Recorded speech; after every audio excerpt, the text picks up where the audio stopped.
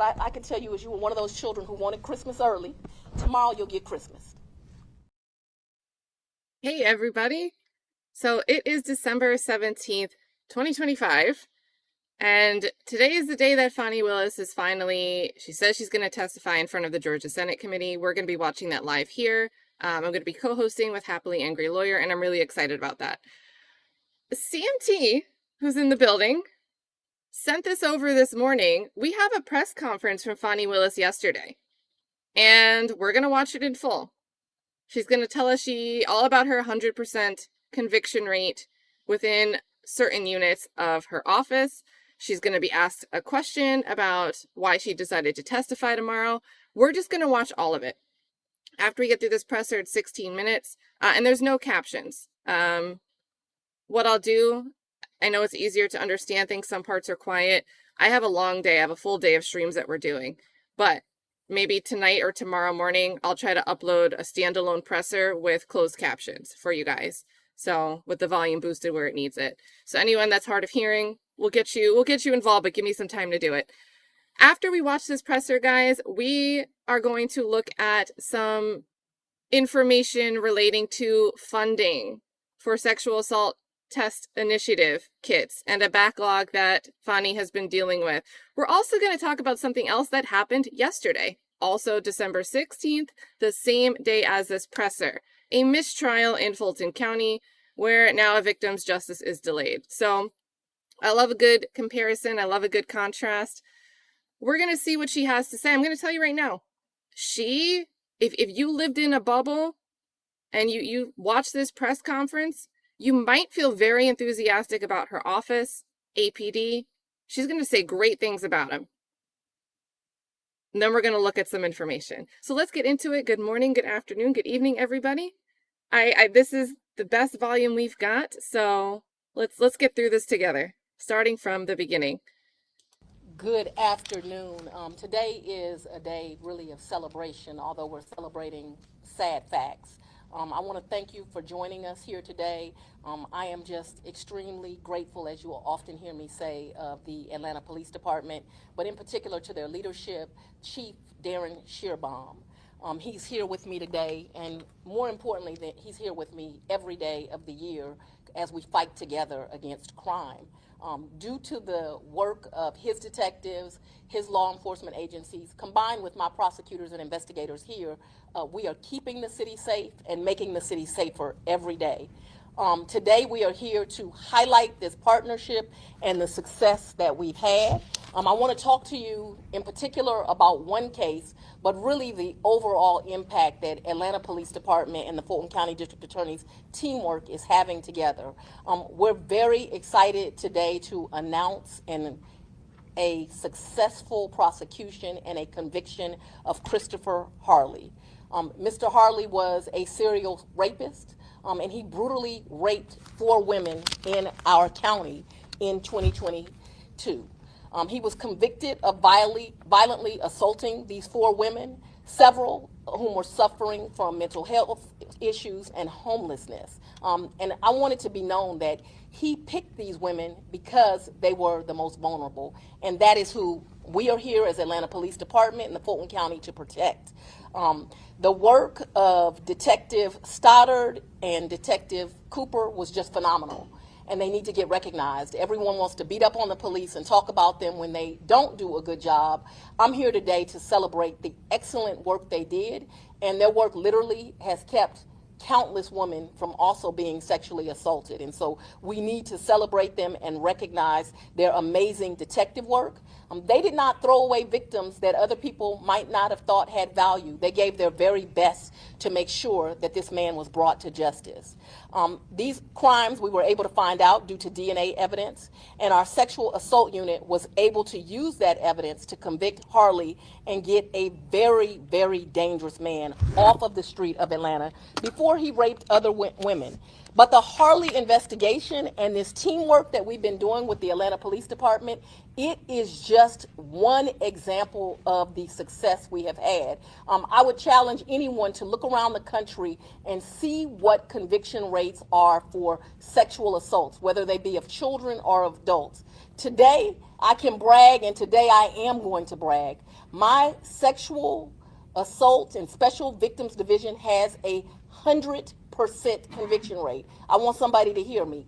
100% conviction rate. That's for crimes against children. That's for adult sexual assaults. That's for human trafficking. That is for SAKI, which is our sexual assault kit initiative.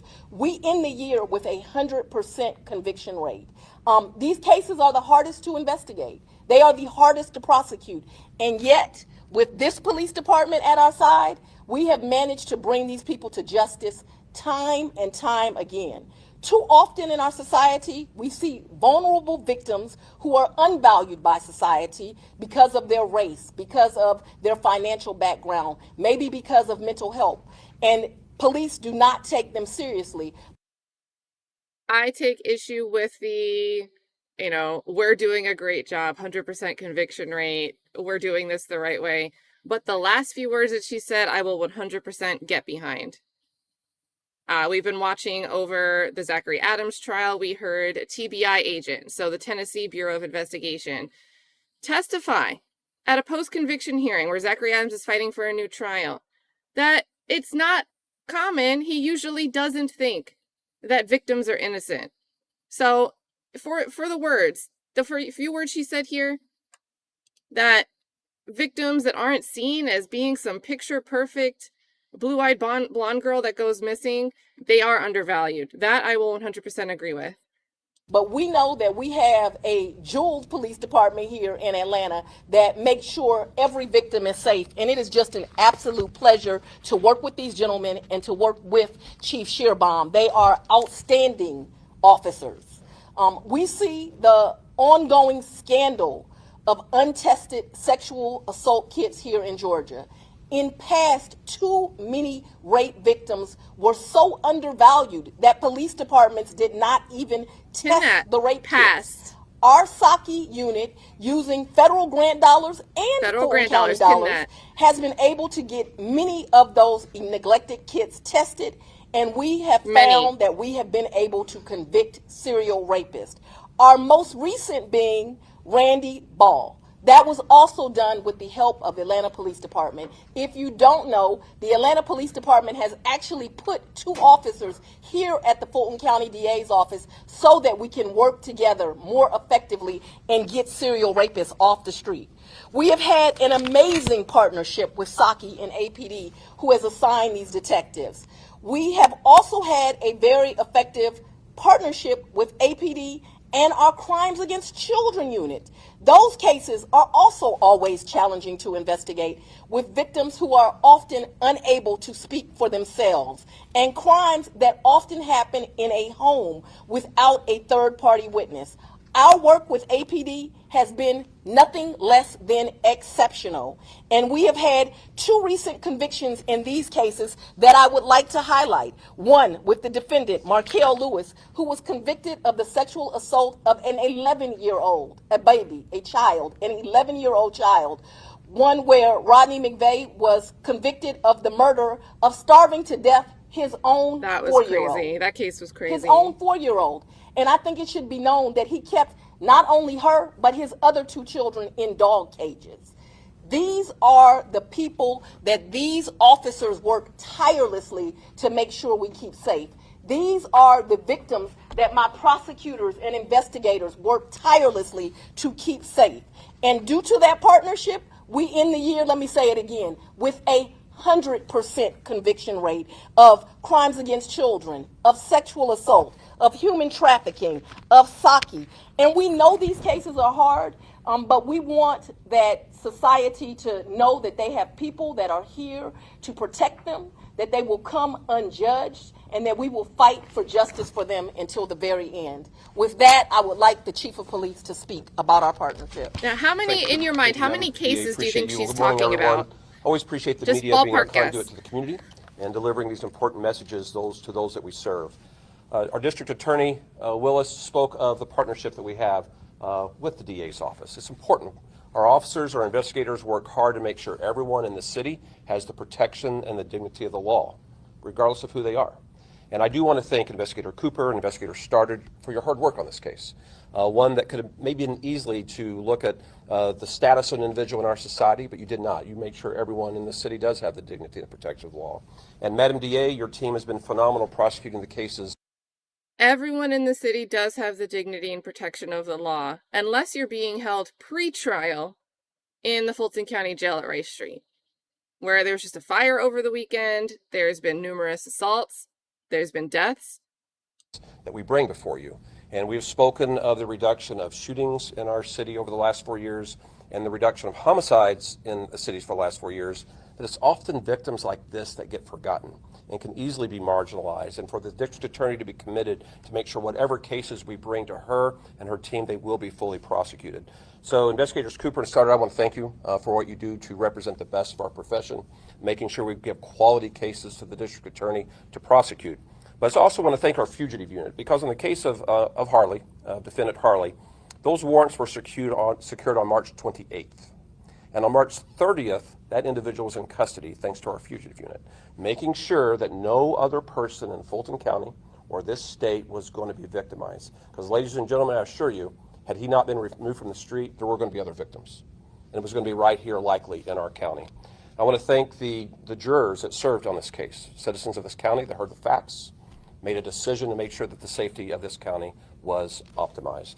And so, Madam DA, thank you for being a strong partner, being committed since day one of fighting not only gangs, guns, and drugs in Fulton County, but also making sure anyone that falls under the protection of this district attorney's office, of this police department, does have that full support. I wonder if she was like, no, this is just supposed to be about where we have the 100% conviction rate. Don't mention my gang cases. Appreciate you. I look forward to next year making this a safer county and a safer city working with you. And I just want to again thank the team for doing a phenomenal job on behalf of our citizens. And with that, we will take a few questions about these cases, and we'll love to hear from you. Yes.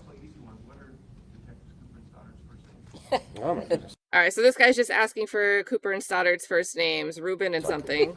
Kobe Cooper and Ronald Stoddard. Oh, Ronald. I said Ruben, like the singer. This conviction was just last week, Thursday, it came in.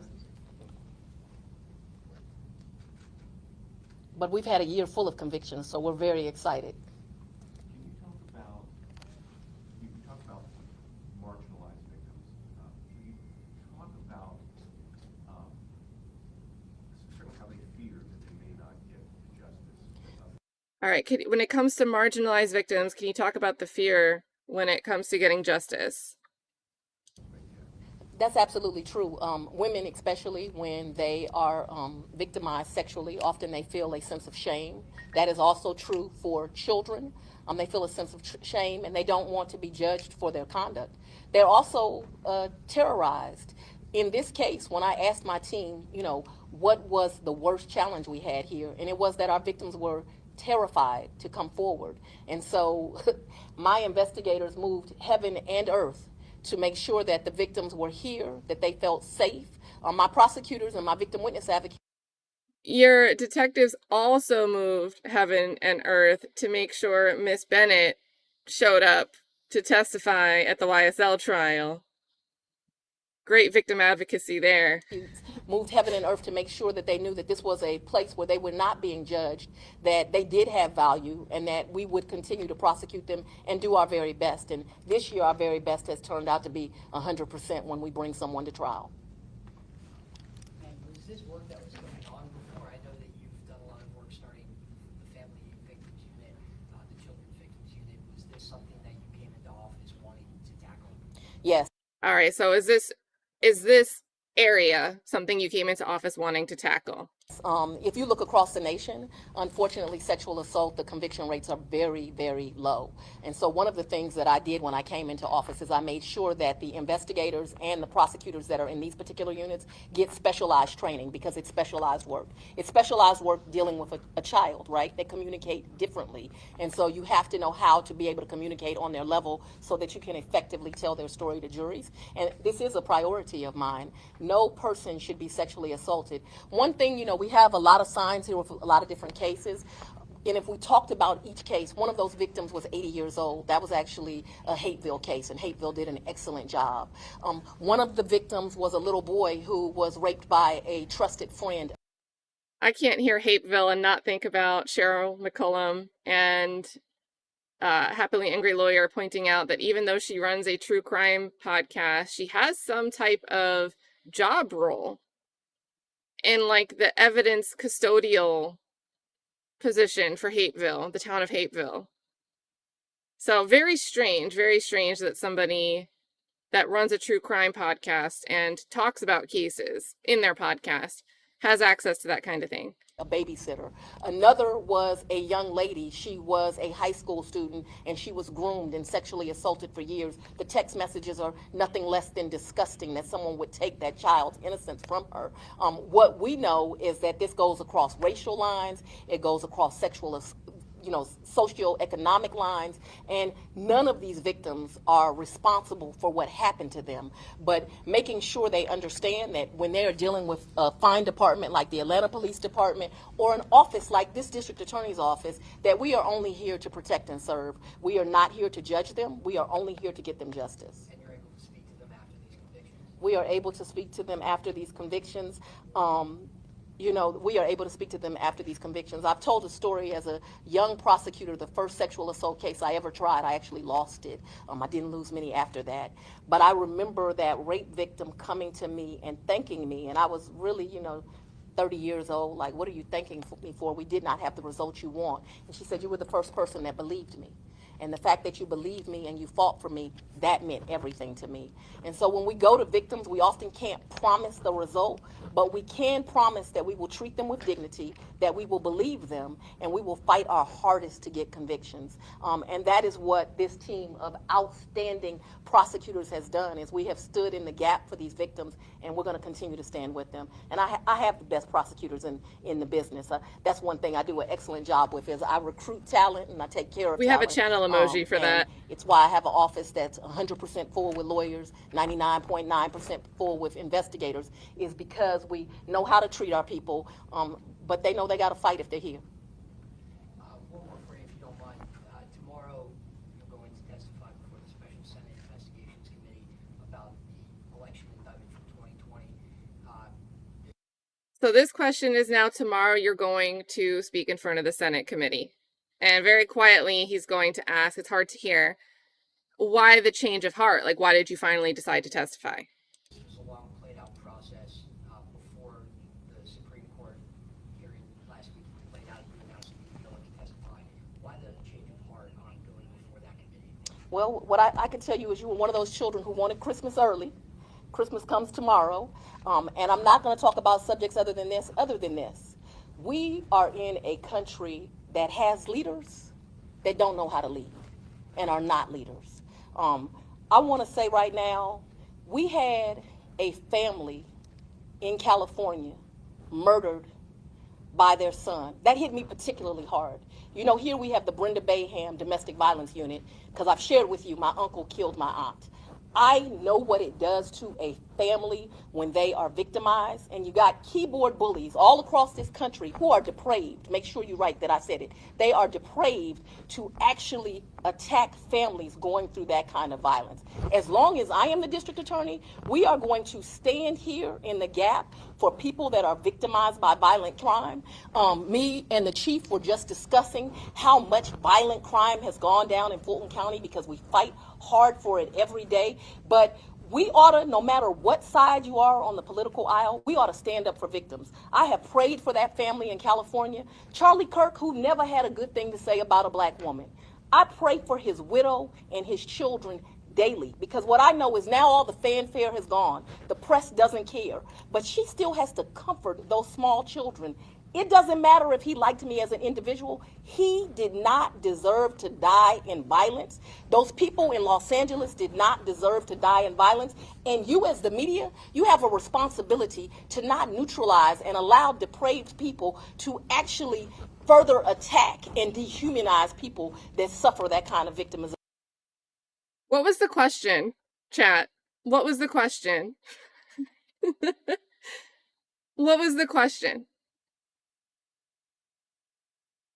What was the question?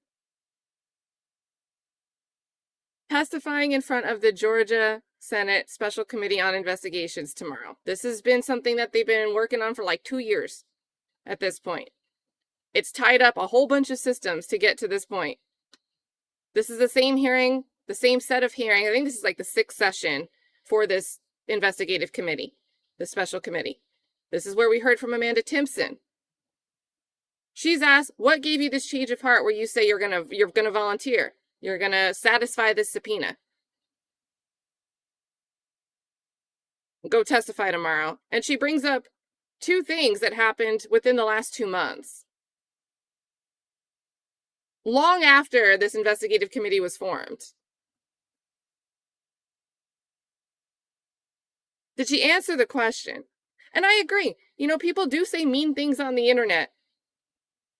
But I don't see how that's answering the question here. I just don't know where we went with this. Tomorrow you'll get Christmas. So now that we're going to get back to the subject that we're here for, can you talk about domestic violence and how domestic violence is the holiday season? We tend to see an uptick in domestic violence and sexual assault. And what would you say to someone who may be watching who's a victim? What would you say to encourage them to come forward to the police? Or all right, so let's get back to the topic that we're here for. You know, around the holidays, there could be an uptick to see violence, domestic violence during the holidays. What would you say to someone who, you know, whether or not they should come forward? I would say to not just those victims. First of all, if you are suffering at the hands of domestic violence, you're in a very, very dangerous, precarious situation. And I would encourage you to get out and to get to a place of safety where that person does not know. Because as much success as we have had with sexual assault cases, as much success as we've had with combating drugs, gangs, and guns, one area where we are still suffering is domestic violence because we can't be in people's bedrooms and their living rooms. It's why, as you know, we have a partnership with APD that I am going to bring the Brenda Bayham Family Justice Center to Fulton County. Now pay attention. She said earlier we have this, but now, and I was like, oh, that's cool. It sounds like a program that they have that they're using. Not quite Fulton County. This is where we're going to end the press conference. This is her final point, her final takeaway, her final ask. So we will have more resources to victims. So I would talk to the community that you're not suffering at the hands of domestic violence. You need to let your county commissioners know, your city council people know, and every elected official that Fulton County should not be behind the rest of the state, that we need a family justice center here so that we can have a safe place for our victims. And with that, I thank you all for coming today. Oh, that zoomed in funny. All right, guys. So I know it's hard to hear those questions. I will try to just like do the questions at the end, boost the volume and upload it later. That way you can hear them in full. This was Atlanta News First that put this up, and CMT had sent this over. So major love to CMT in the chat because there's only shorter clips available on YouTube. So thank you. I thought that was really great to watch right before we have the Senate hearing. We've got more to talk about, you guys. We've got more to talk about. In a separate video, I captured this screenshot of the poster boards that were displayed at this presser. So we're going to zoom in. The glares kind of suck. And we're going to look at the breakdown for these different units of the 100% conviction rate. We're going to look at the numbers. But first, I want to show love to Classy Beats, not just for gifting the 5 subs, but how cool is this? So Queen Adwoa says, hey, Kat, Amanda Timpson here. Love your channel and Classy. You both do great work. So we were just mentioning Amanda Timpson. Your testimony was inspiring. You had your binder there. You were ready. You knew your role. And something that stood out to me so much is you mentioned that you were kind of shifted into a different vertical in the office. And your impression was, rather than letting me go, they moved me somewhere else after I spoke up. But then you go to that new position, you admitted that's not your job role. You didn't have experience there. But you were actually going through a backlog of cases. And you were figuring out how to do it. And you were getting old cases cleaned up and finally dispositioned. So, thanks for joining us today. I'm happy to be able to say that out loud to you. And thank you so much for the love. Also, huge thank you here to Classy Beats, gifting the 5 memberships, supporting the channel. If you do not already follow Classy, I am sure he will be talking about this today, as well as the Senate testimony, which I'll be busy watching live, so I've got to be replay crew for Classy. But make sure you're checking him out as well. I'd be surprised if you aren't already aware of who he is and following. So guys, that was the press conference. And again, that was yesterday. We're going to look at a mistrial, Fulton County mistrial, that also was announced yesterday. We're going to look at some of the sane testing statistics. But look at this. Let's zoom in. Let's start. Let's go left to right. And I know it's tough to see, but we'll get through it. So we've got this 100% conviction rate. And if the cases were processed with integrity, everything was done right, I think a conviction is great, getting justice for the victims. I think convictions kind of should work on a bell curve, though. So I think it's concerning to be at a pure 100%. Maybe it's just because we have a small sample size. I don't know.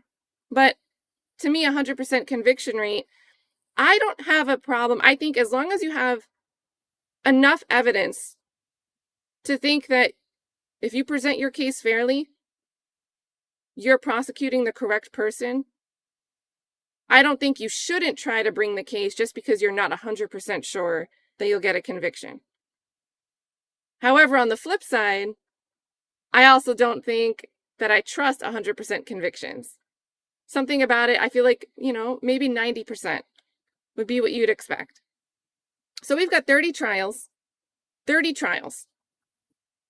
40 life sentences, 450 years total. So from the 30 trials, that's the total sentencing. If we move over to this sexual assault unit, we've got 5 trials, 1 life without parole sentence, 6 life sentences, and 27 years. So they have 5 trials. They have 4 faces here that they're putting up. I can't read the names. For the SAKI Sexual Assault Kit Initiative Unit, and this is what made me zoom in on this screenshot and go, what? Because if we listen to that press conference, I got the impression, if I took it at face value, they're finally clearing up this backlog. All of these untested kits.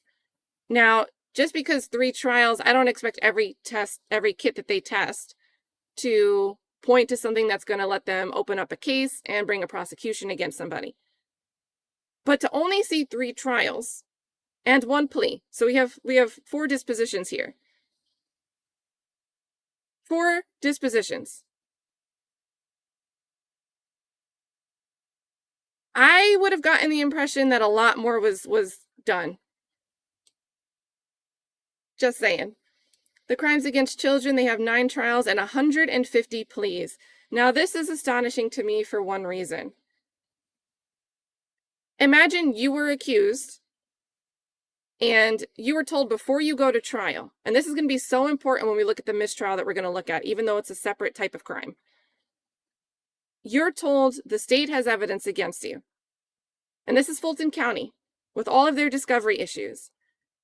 And you know that you're being accused of doing the most taboo, the thing that carries the biggest stigma, crimes against children. And you're asked, do you want to take a plea or do you want to take it to trial? I'm sure a lot of these pleas are people that are actually guilty and are like, dang, you caught me. But I could imagine if you have to consider putting your fate in the hands of a jury, and the jury's going to hear that you abused a child. Like, that is an uphill battle. That is a staggeringly high number of pleas. So, but for it's awesome for those victims that have gotten justice and they got the right person. Human trafficking unit, you'll notice there's only 1 picture here, 1 trial. 3 defendants, 2 life sentences. So we have 3 defendants written out, but we're only putting a picture of the celebrity cash out.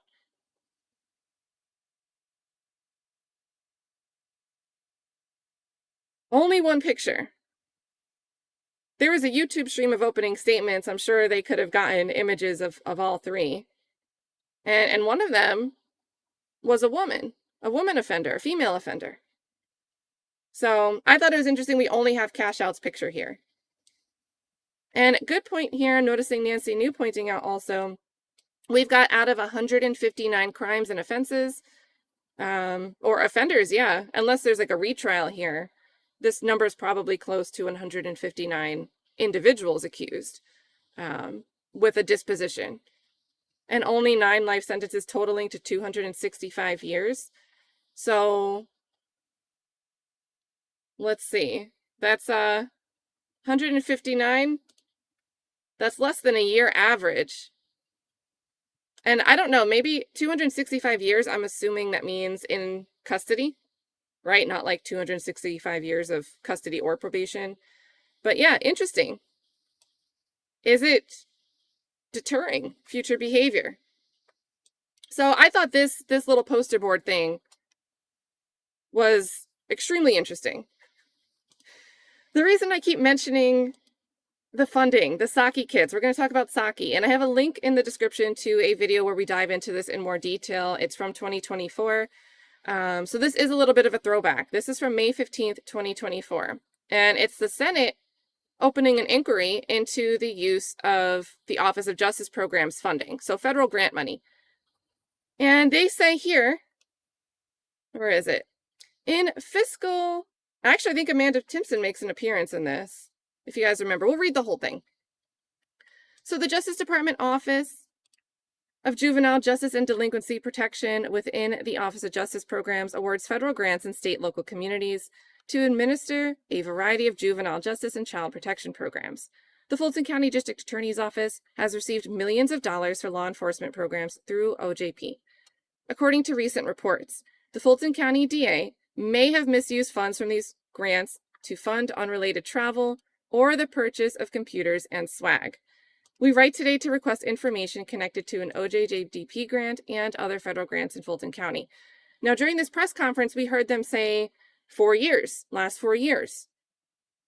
But this is going to take us 2020 through May 2024. So let's not lose sight of things just because we're coming out today and saying out of 30 cases, we have 100% conviction rate, 30 trials. So in fiscal year 2020, OJJDP awarded Fulton County nearly $500,000 to establish the Fulton County Center for Youth Empowerment and Gang Prevention Center. The stated purpose of the center was to provide professional development, academic mentorship, and a community network for youth at risk of becoming involved or continuing in gang activity. According to reports, the center is yet to open, and the building meant to house it is closed to the public with its gates padlocked. Reports have raised allegations that portions of this and other federal grants funded by taxpayer dollars provided to the Fulton County DA's office were subject to misuse. Most recently, the Justice Department reportedly stated that it found inconsistencies in what Fulton County has reported to the federal sub-award reporting system, and we are working with them to update their reporting accordingly. Specifically, the inconsistencies relate to $88,900 from your office to the Offender Alumni Association. Fulton County records show that money was transferred, but Justice Department records reportedly do not. And the reported administrative director of the Offender Alumni Association said to the press, "I have no idea where that information's coming from," referring to the records of payment to the association. Amanda Timpson, the former director of gang prevention and intervention for the Fulton County DA office, reportedly notified that an official in your office planned to use the OJJDP gang prevention funding on computers and other ineligible expenses, such as MacBooks, swag, and travel, instead of helping at-risk youth in the community. Ms. Timpson brought those concerns to your attention on November 19th, 2021. 2 months later, you terminated her employment. So this is where we're going to get to, and why I said it's so important to pay attention to the SAKI statistics and what she said during the presser about many, many cases. In fiscal year 2020, the Fulton County DA's office received $2 million in federal funding through OJP's Sexual Assault Kit Initiative, so SAKI. According to OJP's Bureau of Justice Assistance, which I tried to sign into the same link I used for the 2024 video, you will be able to see some statistics. But there was a login and you needed different credentials that as a member of the public, I couldn't just log in. But last year, I was able to open the link. It's still in the YouTube description from that video. But today I was going to pull it up. It wanted me to log in. But obviously whatever was streamed in that video last year will still be preserved in the YouTube video. So according to OJP's Bureau of Justice Assistance, the office that administers SAKI, these funds were authorized to address the issues that underline the problem of unsubmitted sexual assault kits. So untested. They're just sitting there. They're not being used. They're not being tested. And help law enforcement and prosecutors solve more of these heinous crimes. However, data published by Fulton County from 2020 to 2023.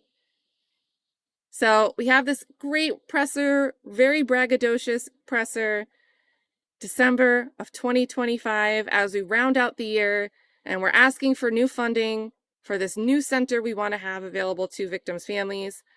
But yet, we have this window from 2020 to 2023, where in 2024, there was an inquiry. What are you doing with this funding? And they're asking to show that the Fulton County DA's office spent approximately 49% of its SAKI funding expenditures on travel and conference expenses, such as hotel, airfare, and rental cars. And approximately 28% was actually spent on professional services, such as forensic and DNA testing. Not sure if that's a great breakdown. Moreover, in 2023, so we're focusing, they're looking at this 2020 to 2023 window. So the most recent stuff we have, because this was written in 2024, the Fulton County DA's office spent approximately 98% of its SAKI funding on travel and conference expenditures. And that's what I looked through in that video. It's linked in the description if you want to go see the snapshot. The apparent and significant discrepancy between the purpose of the federal award of taxpayer money and the actual use of that money raises alarms that it hasn't been used as Congress intended. So they wanted some information to look into this. And I can't wait to do some type of follow-up, maybe with a little bit more probing. I can log in to the thing that I couldn't log into this morning. This is still as it was, minus we see the fiscal year 2024 amount of $2,500,000 awarded. So this was updated. But yeah, so this was still working. This is just announcing that Fulton County was a grantee again in these years. And all of that to be said, talking about prosecutions, we heard Fani say she has like the best prosecutors. And anybody that's watched YSL, recently, the Christopher Wolfenbarger case earlier this year, a cold case that went to trial, ended in a full acquittal. Kenneth Poole was a retrial. Happened in front of Judge McBurney. Verdict came in towards the end of last week. Full acquittal at a retrial. First trial was a hung jury, and prosecutors wanted to call a deliberating juror from the first trial as an expert witness in the retrial. And Judge McBurney said no, but Fulton County DAs, their prosecutors sure tried it. You guys already know. I don't need to go into detail about why I don't think Fulton County has the best prosecutors. But we're going to talk about a specific example that also happened the same day as this presser. So let's check this out. Yesterday, and this is the victim on screen. Mistrial declared in case against 3 men accused of killing teen outside Atlanta high school. Crazy. We're going to get a mistrial here. So a mistrial was declared Tuesday in the case of 3 men accused of shooting and killing a 16-year-old outside Benjamin E. Mays High School in 2023. Breasia Powell was killed at an unauthorized graduation party outside the high school, the school district said. A 16-year-old boy was also shot, but he survived. Tessenry Mosley, Jaquan Withers, and Willie Dennis faced several charges, including murder and her death. The trial started last week, but ended when the judge overseeing it declared a mistrial Tuesday morning. So, today's Wednesday. Miguel Casio, Mosley's attorney, told Atlanta News First that the mistrial was declared because the state did not give evidence in a timely manner.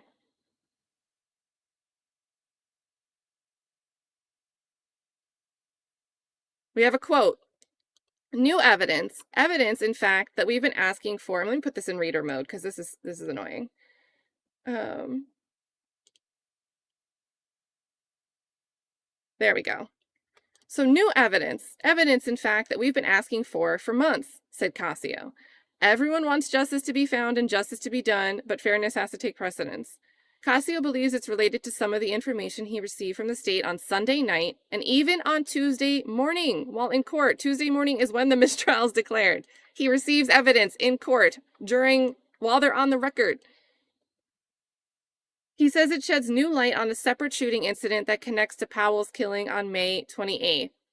So I think we're going to have some type of Nibin hit ballistics match, and they can't prep to challenge it. So we've got another quote, narratives that were 3 sentences long are now a page and a half. So reports have changed. Reports that were at least available that Casio has seen, there's different versions of the same reports with more writing in them. There's phone numbers included, names included, phone dumps included from towers, information we didn't have before, so we couldn't conduct a full investigation. Panic, said Casio, wondering what I should have asked if I had known what we should have been looking for, or the investigation we could have independently launched should have at least started from. It starts from the bullets, ballistics, things we can prove. Casio also said there was an error during jury selection that resulted in all the original potential jurors being dismissed because of a wrong indictment that was read by a judge. Is this the judge's fault, or did they... Who knows? But, you know, Young Thug had a concert last night in Atlanta, and Amy E, the wonderful Amy E, great channel, tons of like arrest video footage you guys should check out. Let me pull up a picture from Amy E here. Give me a second to pull it up. Of a backdrop that Young Thug had at his concert yesterday. What do you think? It says imaginations do not belong in an indictment. And I was like, dang, Fulton County really needs to read this twice. So, oh man. Good times. Shout out to Amy E and Classy. All right, so we're back over to this mistrial reading. Nicole Williams, Powell's mother, took the stand as a witness in the trial last Thursday, describing the last few years as a nightmare. So they put the mother on the stand to spell her trauma out. And now there's a mistrial, so if there's going to be another trial, she's got to do it all over again. But, I mean, it's been horrible for me and my family, she said. The boy who was shot also addressed the court, saying he didn't know Powell or any of the accused shooters. In a message to Atlanta News First, Williams said she'd rather have a mistrial than a verdict of not guilty. I'm a mother. I don't want innocent kids going to jail. I want the killer. Now, that's actually an interesting way to word it. So I wonder if she's shocked by this evidence. This isn't, I don't want there to be an appeal, or I don't want this to get overturned on a technicality. I want it done right. This is, I don't want innocent kids going to jail. I want the killer. This kind of implies she has questions now. And you just made her get on the stand. Oh, chat. This was in front of Judge Belinda Edwards. I don't know if there's a court feed for this anywhere, but there is a different, is this the right article? Let me find it. There was a video where the attorney speaks a little bit. So here we go. Mays High School. Breasia Powell was shot at an unauthorized graduation party outside of the school. Atlanta News First anchor Joe Gorcho is live outside of the Fulton County Courthouse tonight after speaking with one of the defendant's attorneys. Joe? Carly, Wale, good evening to you. At least from the defense's side, this trial began to unravel on Sunday evening. That's when Sonray Mosley's defense attorney says that the state sent out additional new information that he believes reshaped this case. New evidence, in fact, we had been asking for months. Miguel Casillo represents Sonray Mosley, one of the 3 defendants. facing charges in the shooting death of Breasia Powell.